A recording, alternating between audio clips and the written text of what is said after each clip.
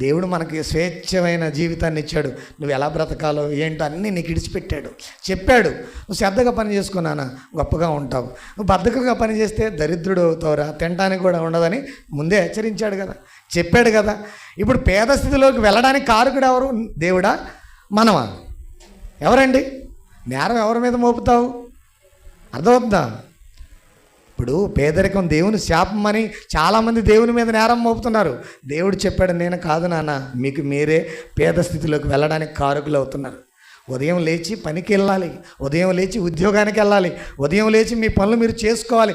బద్ధకంగా ఉంటే అందుకే అన్నాడు, సోమరి సీమల యొద్దకు వెళ్ళి, సామెతల గ్రంథం 6వ అధ్యాయము 6వ వచనం.